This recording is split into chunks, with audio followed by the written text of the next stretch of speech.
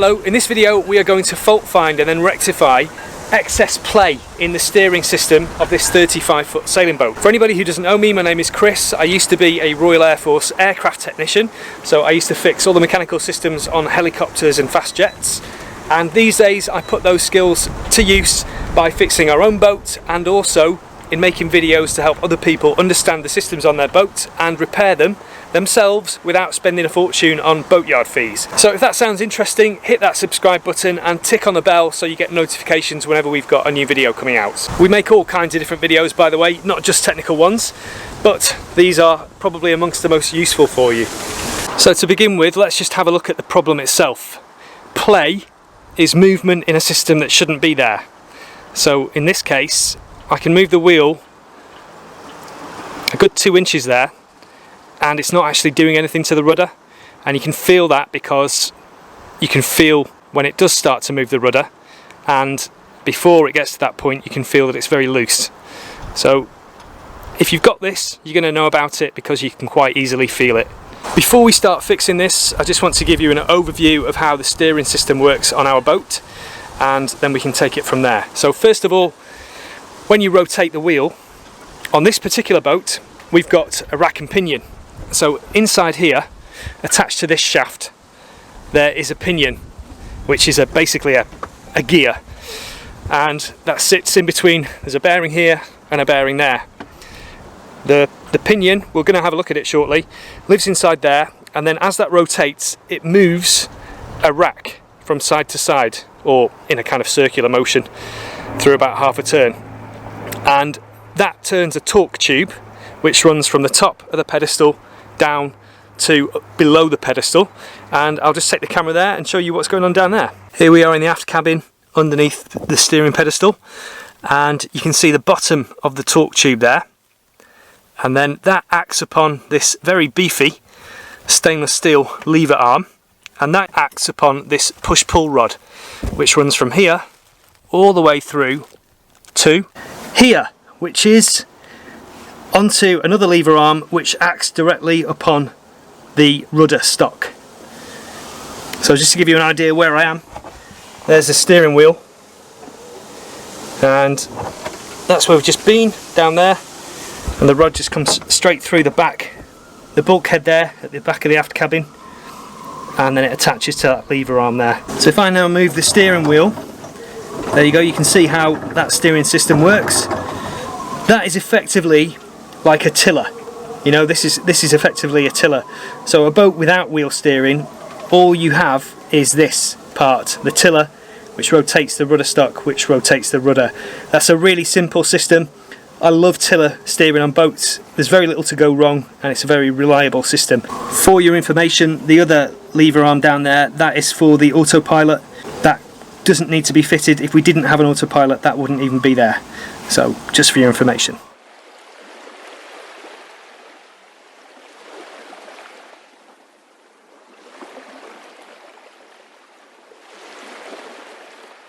I've done some work on this and I know what the problem is already, and I'm just going to talk you through the steps that I took to find that out because it might be useful for other people. So first of all, is there any play between the wheel and the shaft? That's the first thing to check. If you move the wheel and the shaft moves with it, then that's okay. So this wasn't our problem. Then if you go through the rest of the system looking for play, it should be quite evident. So for example here, the push-pull rods, if you get them and try and move them, if there's play, it'll wobble around and you'll hear some knocking probably, and you'll be able to tell that there is play in this part of the system. In this case there is none, so this isn't the problem either. On this boat, like many others, there are 2 bearings on the rudder shaft, one at the top just underneath here and one down at the bottom which lives in the bottom of the boat there. I know that these aren't the problem because I replaced both these rudder bearings when we first bought this boat, so they're brand new. It's easy to check your rudder bearings for play. All you've got to do is grab hold of the rudder stock and swing about on it, top and bottom. If you've got play in the bearings, then it'll move around and make a knocking noise, and if you don't, then it won't. So after going through those simple fault finding steps, I knew that the play was somewhere inside the steering pedestal here. So what I did next was the next easiest thing, which was to remove this cover, and then inside there you've got access to the torque tube, and by operating the steering and having a good look, sticking my hand in there and feeling for movement, I was able to find the fault straight away. Basically, at the top of this torque tube, inside here, there is a bearing, and I could see, shining a torch up as well, I could see that that's where the movement was between the torque tube there and the bearing. It was moving around and it shouldn't be. So there's a bearing to replace in here, and I knew what the problem was and I set out to fix it. Getting access to the steering gear on this boat is nice and easy.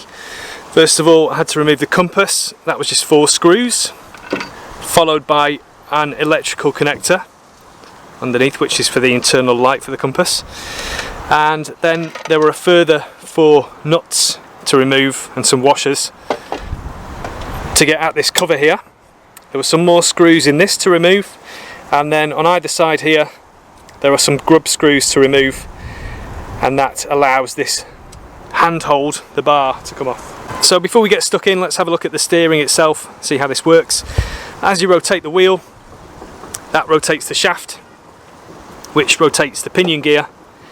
You've got the brake here on the wheel, so as you tighten the brake, that draws these 2 clamshells together, and it's got like a brake pad material there, friction material, which then grips onto the shaft here. So as you close that down, it locks the wheel and stops it from moving. You can slacken it off just a little bit and the wheel will still move, but there'll be more resistance, or you can slacken it off completely and that adds no extra friction to the turning of the wheel. Now, because that bearing has gone at the top and there's lots of excess movement, you can see it wobbling there from side to side, that shouldn't wobble at all. Because it's been moving around in a way that it shouldn't be, we've got all these issues here on the rack. You can see that the material has been eaten by the pinion and it looks terrible. It's not as bad as it looks, but it does look quite awful when you first see that. So as soon as I found out that that bearing was the problem, I came onto the Solimar website. They're the manufacturers of our steering, and here you can download a PDF with technical details. So I downloaded that PDF and that gives you exploded diagrams. Here we are, and this is the bearing that's our problem. So if we look at that number 22 on the list, ball bearing 62 by 30 by 16. So I could have contacted Solimar and got a bearing from them, but that would have been expensive and slow. So instead I just contacted a local bearing supplier and ordered a 62 by 30 by 16 millimeter stainless steel bearing, and it's got rubber race guides, so there's nothing there to corrode, and that will do this job just fine. And that bearing cost me £18, including all taxes and everything, which is about $20. So we now need to start to take things apart here and get access to that bearing, which lives just below this cover plate there. I need to remove the wheel. That is a nut that comes off the end there, and once the nut is removed, the wheel just pulls off. Unusually, this has got a 1-inch parallel shaft. Most boats have a 3/4 inch taper shaft, but ours is parallel, and it's this woodruff key that engages with the wheel that ensures that the wheel turns with the shaft. I need to remove this shaft to give me access to the bearing, and I'm going to have to also remove the rack. So if I remove the woodruff key, put that somewhere very safe, then there's a kind of thrust collar here which comes off.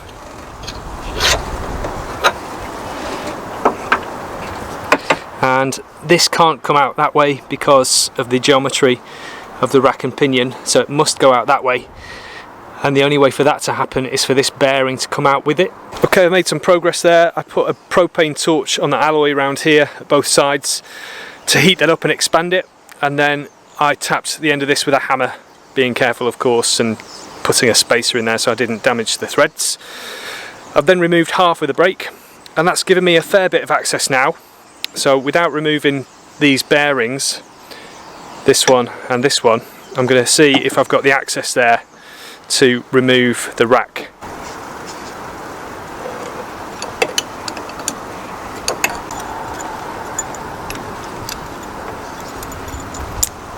Okay, a couple of days have passed since that last section of video, and I have decided to replace these bearings as well.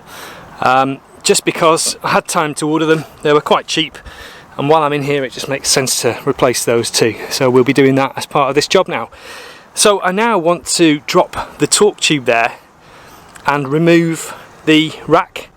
So I think what I'm going to do, I'm going to go down below and undo the bolts down there, and that will enable this torque tube, the kind of shaft which runs up and down, to drop down towards the berth down below.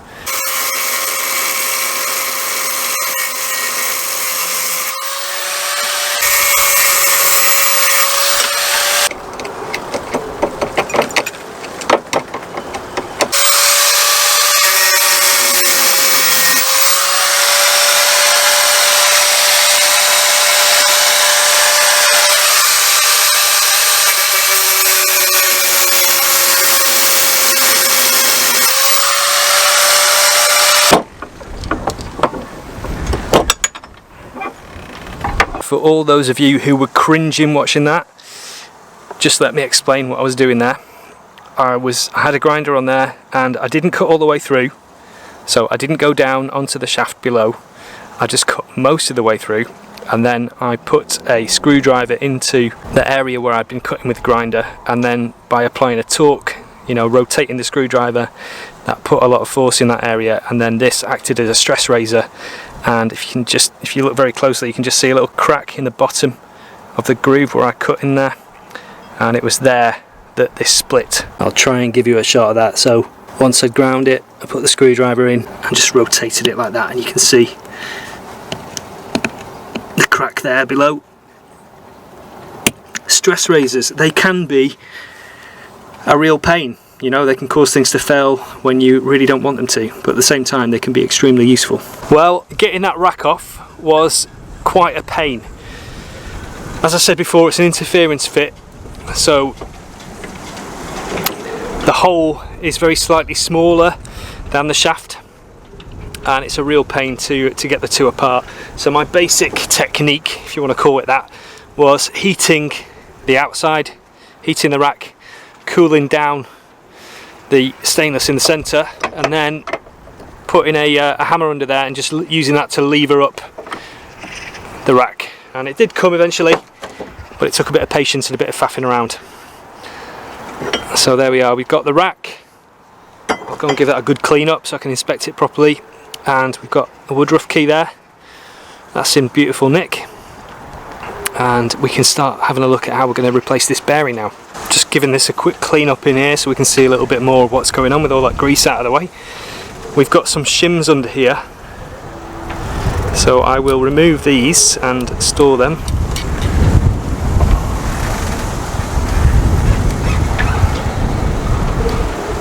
Okay, just a single shim. So that's to give the correct height for the rack, and we'll see if that needs any adjustment later on. Just before we go any further, we can get a good view of the initial problem here as well. We can see the bearing there, and you can see how much movement there is in that. So, and although it's only probably about 4mm movement here, you know, when you transfer that to the wheel, it was probably about 3 inches of play, so far too much for my liking. I just hope it doesn't start raining. Come on, weather, give me a bit more time. So what's been going on? I destroyed the bearing at the top, and I removed the balls one by one, and then that has given me the ability to get some purchase on this, and I've just hammered it downwards with the base of a hammer, having previously slackened off the nuts down at the bottom. So let's go and have a look at the bottom now and see what's going on. There we go, you can see that aluminium bearing housing there is starting to drop down.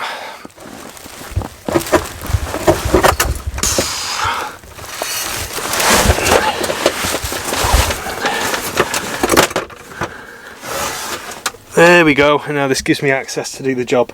Okay, I've given the torque tube a quick clean up there and confirmed that the lower bearings are good, so they can stay.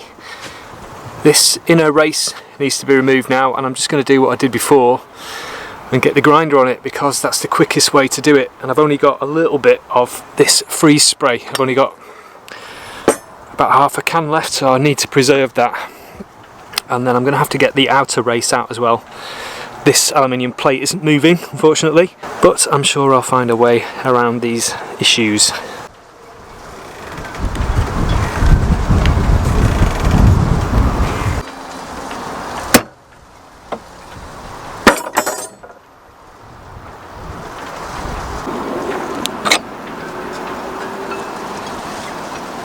That's the outer bearing race destroyed as well, so that's out.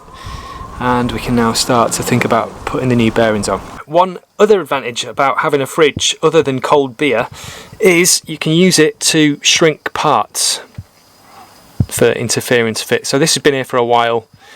The shaft here is down to more or less 4 degrees, 5 degrees ish, and the bearing down hidden away below there is down to about -3 degrees C. So they will have shrunk, and we'll use a combination of this cold and heat added in different parts to get these things back together, and hopefully it will go smoothly, but we will see. Here we are then. I've been pre-cooling this end of the torque tube just to give me a bit of a head start. Like I said, I've not got much of that freeze spray left, so I'm really crossing my fingers for this next stage. The other issue is I'm on my own, so I've got to do everything on my Todd, and I don't have anybody to tell me, you know, left a bit, right a bit, or whatever, like you would have if you had an assistant. So that is another challenge, but we like a challenge, don't we?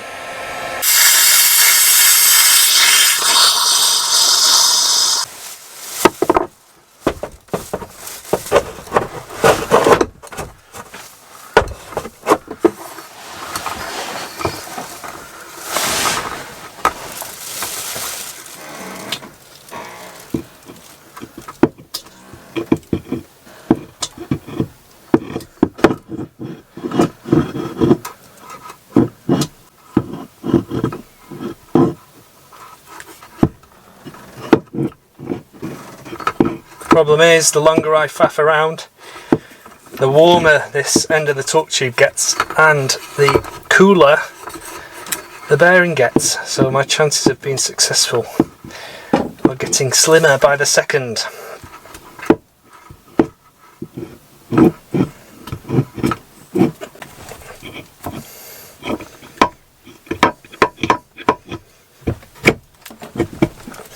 There she is. Go on.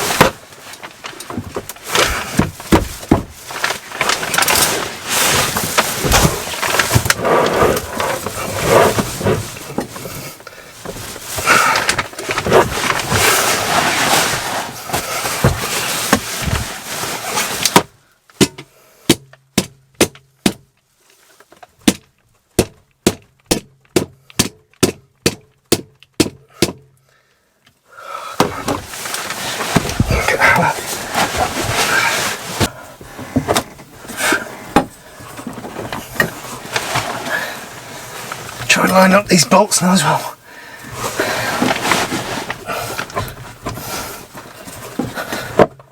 There we go.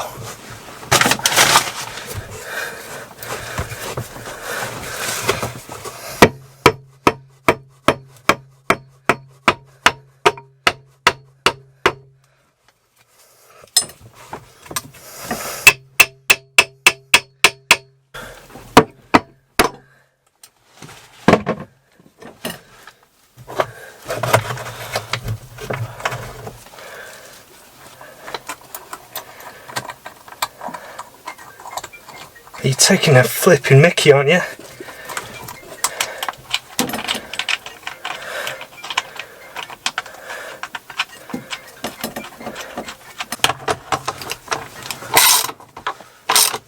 I've had this on there for quite a while.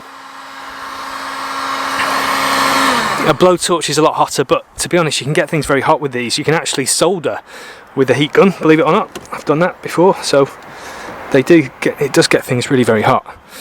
Got myself a leather glove. I'll whack that on there and hopefully it'll go on without too many issues. I've just got this shaft out of the freezer stroke fridge, and I've been heating up the bearings. Let's see if one of these will drop on there. Wrong hand.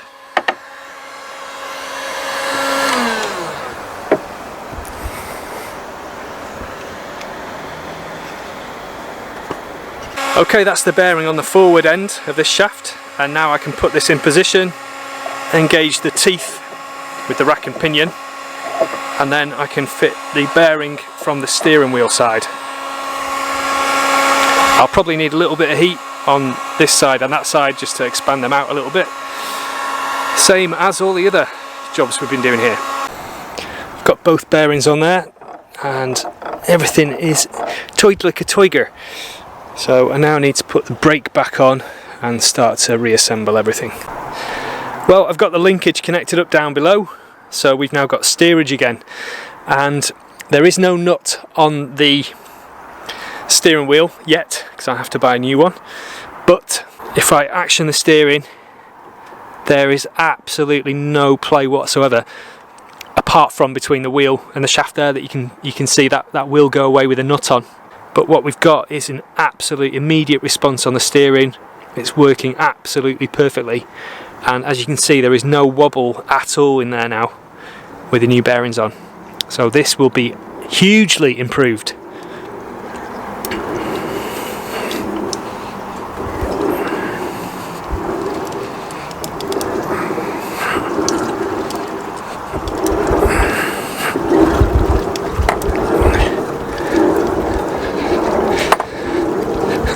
This works so well now, I could use it to